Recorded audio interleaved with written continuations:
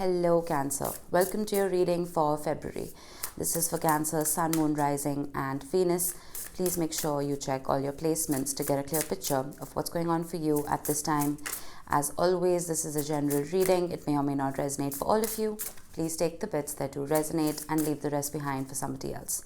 Now, I'm going to be pulling your energy and the energy of the person on your mind in regards to love, of course. These readings will be Valentine's themed for obvious reasons. I'm going to be starting off with an oracle card for each, moving on to a freestyle tarot spread. Towards the end of the reading, I will be pulling out 3 cards from the universe in regards to your connection as a whole. And I will also be rolling some dice to get initials and sun signs and angel numbers. So make sure you stick around for that. All right, Cancer, what do we have? We have fire. Some of you may have a fire rising, a fire moon, a fire Venus, or a Mercury. But fire and water doesn't really go very well together. So if you are dealing with a fire sign and if there's a little bit of chaos, think of it as steam, because that's what fire and water creates, right? I do feel that there's a lot of passion here for whoever it is that we are talking about. There's an inspired energy. I'm getting a lot of wands, right? The Ace of Wands, the Six of Wands even. I feel that whoever this person is brings out a side of you that you previously may not have been very comfortable showcasing. I'm a Cancer Sun and a Pisces Moon, so I'm heavy water, but I have an Aries rising, right? So when it comes to relationships, certain people, even friendships, certain people bring out that Aries rising in me, right? Even though I'm primarily water. So study your birth chart. Even if you don't have that fire element, I feel that there is some kind of passion that's bubbling under the surface that is begging to be seen, especially when it concerns to this particular connection. I'm also getting a lot of creativity, like your solar plexus chakra lighting up, your sacral even, right? And I'm tempted to tell you to start wearing more reds and oranges and yellows. And that's not a very Cancerian color palette, speaking from experience, but sometimes wearing those colors helps you embody that energy all the more faster. All right, let's see what your tarot says. And that's the number 27. That could be of importance to some of you. And I forgot to mention the signs: Aries, Leo, Sagittarius. That's fire. All right, what do we have? We have the Empress. Beautiful. I can't really show these cards properly on YouTube because I'm going to be censored. But yeah, this is Taurus and Libra energy. This is you being centered and abundant and in your yin energy, regardless of gender, right? This is you being nurturing, kind, compassionate, and highly attractive. The Dawn of Swords, which is the Page of Swords. Reflection and diligence. That's putting it very kindly, because the Page of Swords has been modernized into the card of the Spy. Now, I don't know if this is you or it's the person you're dealing with, but there is a little bit of spying, and this could just be energetic spying. It doesn't have to be on social media. We have the Tower. This is Pluto. Pluto has recently made a generational shift into Aquarius.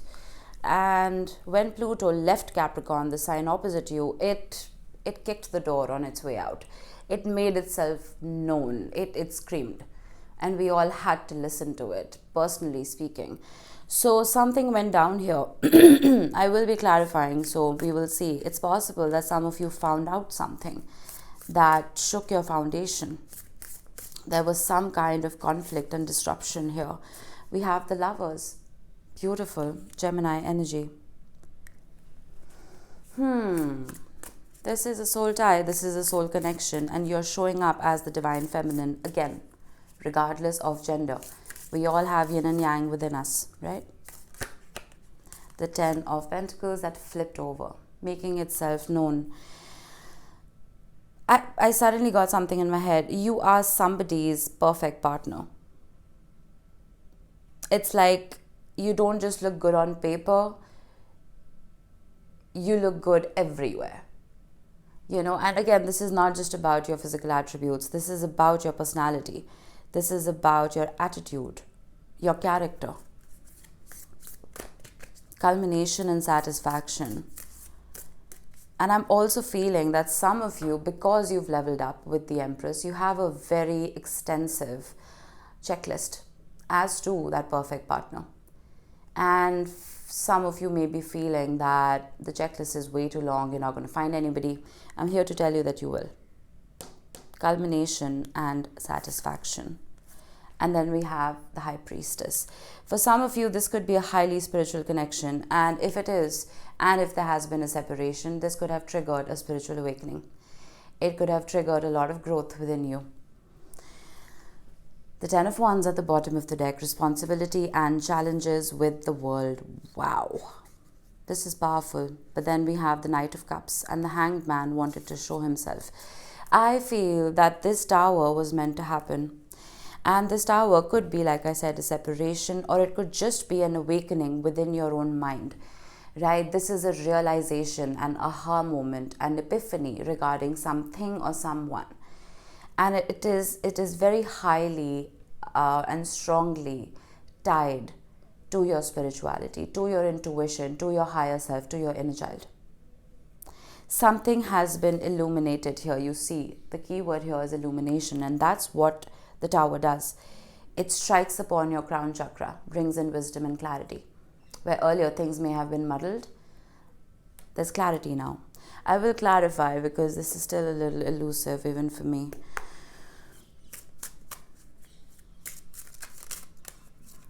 Why is the Empress here? The Star. The Star comes after the Tower, Aquarius energy. So, I feel more than you focusing on healing this connection, you are healing you. You are healing yourself.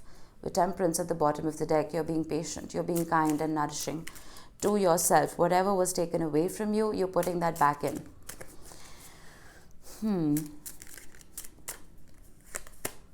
Six of Pentacles with the Page of Swords. I'm suddenly getting the way you feel, the other person feels too. So if you are feeling heartbroken, if you are feeling in need of healing, if you are feeling that you can't shake this connection, it's pretty much the same on the other side. I do see an ending here, but I feel like that ending was in the past. There's a reason we have fire, right? The Phoenix rising from the ashes. So I'm almost getting Judgment energy. But what's beautiful is we have two tens, the Ten of Wands and the Ten of Pentacles. Tens reset to aces, right? Nines are the end in tarot. Tens are the end that lead to a new beginning. So I'm not wanting to sugarcoat this by any means, but I am getting that because the Tower is the destruction of something. And energy is never created nor destroyed. It just changes form, right? It transmutes. So something is transmuting here. We have the Hermit. And if you need a little bit of downtime while you're healing, and if there is silence from the other side, it just means that that other person is healing as well, right? Sometimes when there's a lot of conflict in the air, when there's a lot of negativity within a particular connection, talking about it is just like two rams butting heads, right? It's not going to lead to anything. The Five of Cups wanted to show itself while I was talking about this. So yeah, there has been sadness. And like I said earlier, the way you feel, the person feels, this other person is feeling pretty much the same thing. This is grief and loss. The Wheel of Fortune wanted to show himself, and Judgment. I didn't mention the Judgment card. Something is coming back to life here.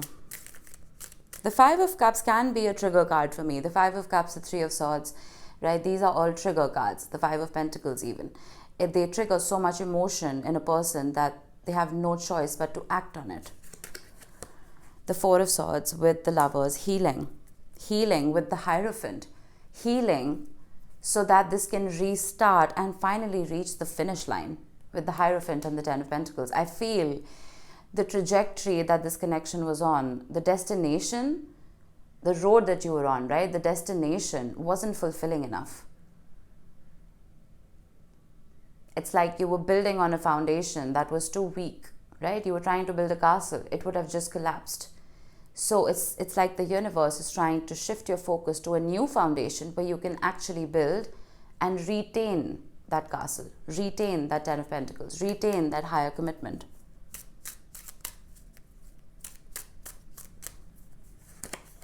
The World with the Ten of Pentacles. Yeah, the Queen of Wands with the Three of Pentacles, the High Priestess, the Ten of Wands again, and the Nine of Cups with the Hierophant.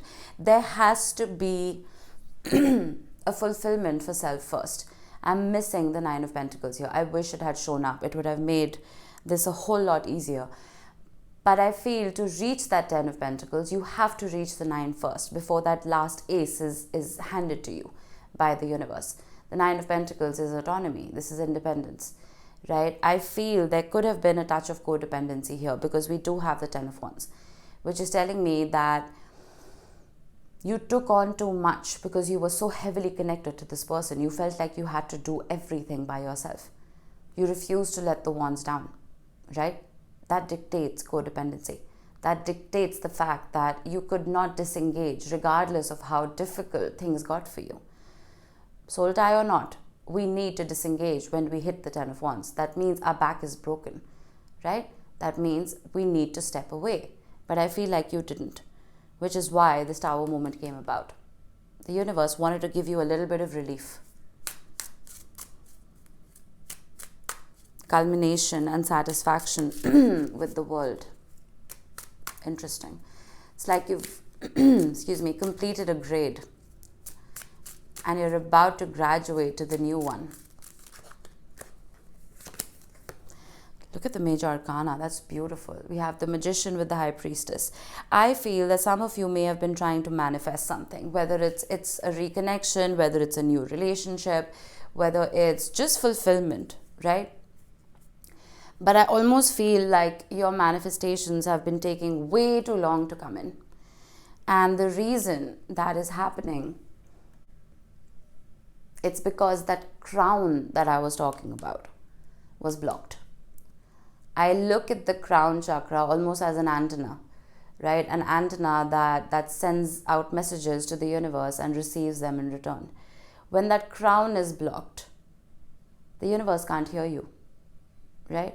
It can't hear your frequency. It can't listen to your vibration. There's a blockage. It's almost like you've blocked the universe, right? If the universe was a contact on your phone, you've blocked the universe. This Tower moment leading to a spiritual awakening is strengthening your relationship with the divine. And when that happens, you become a master manifester, right? The Fool at the bottom of the deck. King of Swords, Queen of Pentacles, Two of Wands, King of Pentacles with the Emperor and the Queen of Wands. That's a lot of people. With the Queen of Swords, Five of Swords, there's that Nine of Pentacles. I normally don't go so deep underneath the deck, but it's possible that there were way too many people influencing this connection, Cancer. I don't see those people on the table. I see them at the bottom of the deck, which is telling me that it was a subtle influence. It's almost like you couldn't even tell, right? This could be people whispering in your ear. This could be people whispering in the other person's ear, right? There's a need for autonomy with the Nine of Pentacles. But this is why the Ten of Wands is here. That's too many frequencies that you're carrying, right? Setting those wands down, disengaging from those entities, those connections that were related to your relationship, I feel is going to help you reformulate that connection with the universe. And it's going to bring your manifestations in clearer and faster. And a new beginning, right? The Fool carries no baggage. I feel like there's been a whole lot of baggage here that you couldn't let down. All right, let's pull for your person. Let me get them an oracle card first.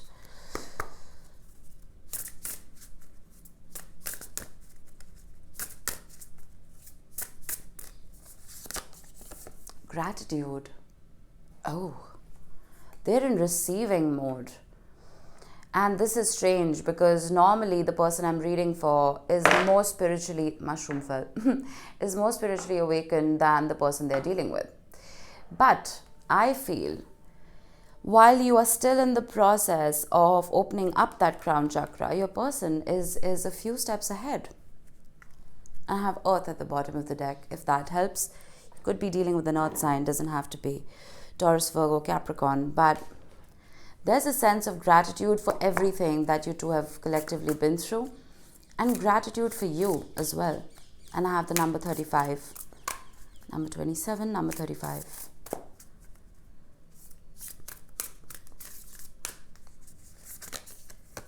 We have the 8 of Pentacles, diligence, diligence. The Page of Wands, you have 2 pages in the exact same positions.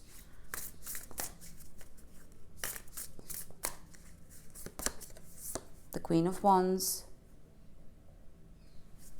The Queen of Wands showed up at the bottom of your deck as well. And you have fire. Some of you most certainly have fire placements. Temperance, you both got that.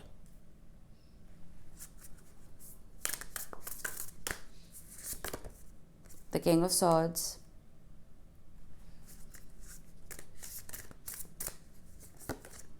And the Knight of Wands.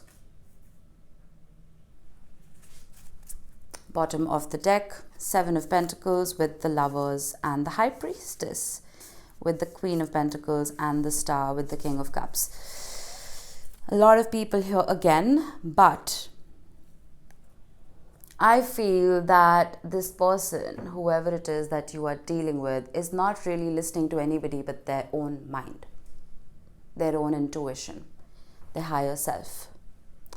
With the 8 of Pentacles and Temperance, it is possible that they are focusing on that inner work that I was talking about earlier, which again is surprising for me.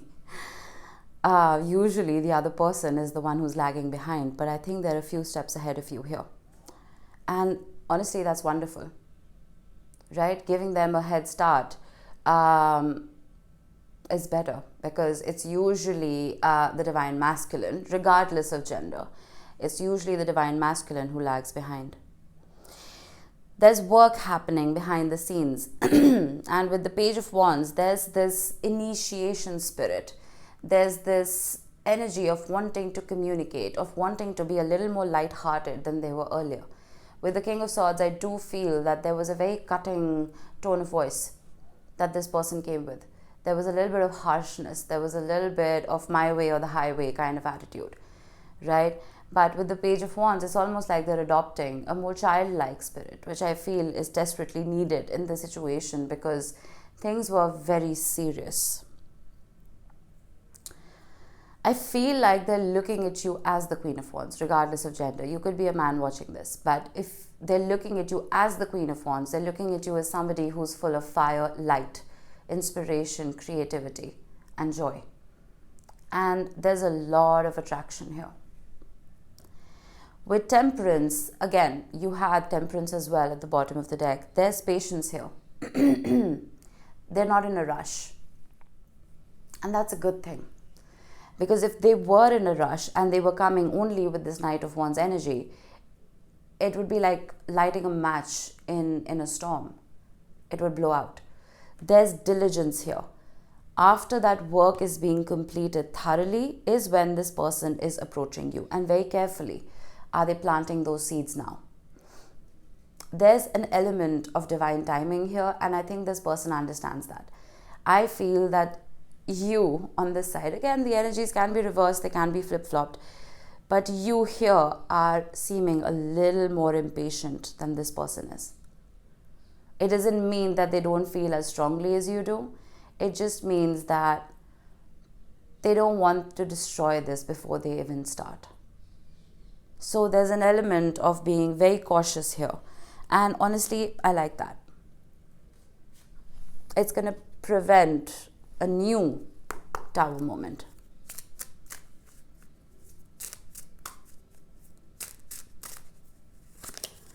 The 8 of Pentacles with the 5 of Swords. I take it back. I think there is a little bit of impatience here as well. But I have Strength and Justice at the bottom of the deck with the 5 of Wands. I feel that this healing that this person has been going through, it hasn't been easy for them. It has been frustrating. It's brought out inner demons. They may have had to reflect on traumas that made them the person they are today, and that can be very difficult. With the Justice card and Strength, I feel that they're willing to put in the work now. But the Five of Swords is telling me that if they do approach you prematurely, it's your duty to send them away. It's your duty to send them packing. Because we don't want this to repeat itself. There's a reason the Hermit showed up. A little bit of isolation is mandatory right now in this connection. The Page of Wands with the Moon. I'm getting, even though the Page of Wands is an emotionally immature card, with the Chariot at the bottom of the deck, with the Ten of Pentacles, you see, with the Knight of Pentacles, beautiful. While this person is retaining their playful spirit, especially towards you and this connection, they're not taking it lightly by any means. The Moon is emotional depth, right? And with the Ten of Pentacles, it's almost like they're telling themselves that I need to grow up. I need to grow up so I can show up correctly. I love that.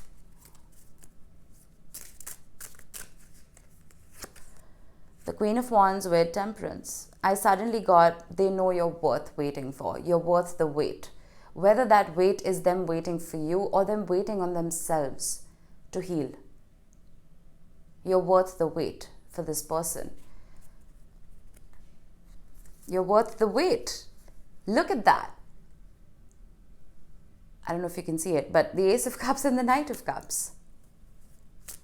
I'm also getting a little bit of shame. It's possible that if this person was the one who screwed up, there's an element of guilt. Almost like they're not sure how they will be perceived and responded to.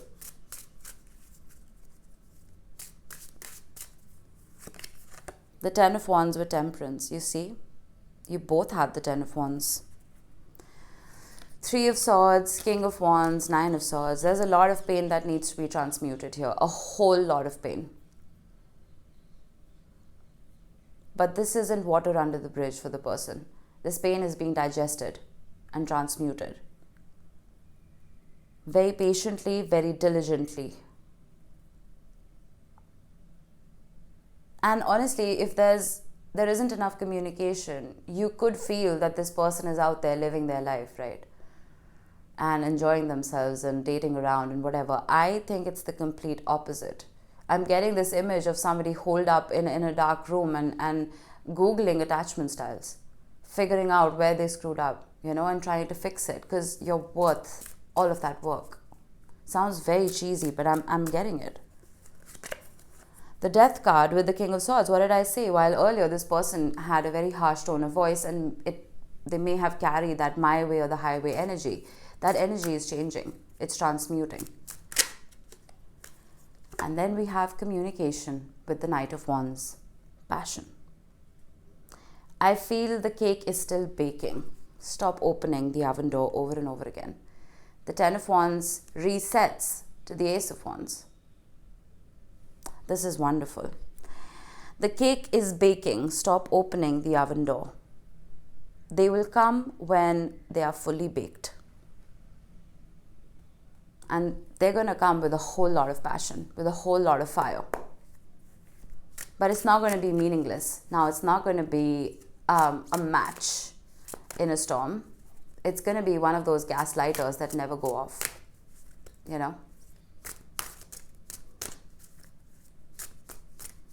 All right, let's get you some cards from the universe. We have the Seven of Cups. It's hazy. Everything is hazy right now. There isn't any clarity. The Five of Swords. The Hierophant. Crossed by the Nine of Pentacles. There's a caveat here. The universe is saying the Seven of Cups and Five of Swords energy is not going to cut it. You need to be autonomous before I hand you that last ace. That will complete this into the Ten of Pentacles. That will complete the journey of the Hierophant, which is traditional commitment. The Seven of Cups and the Five of Swords, I feel, are both of your energies separately. There has to be a re-amalgamation within yourselves before you can come together. But if you heed this disclaimer, you'll get there faster than you imagined.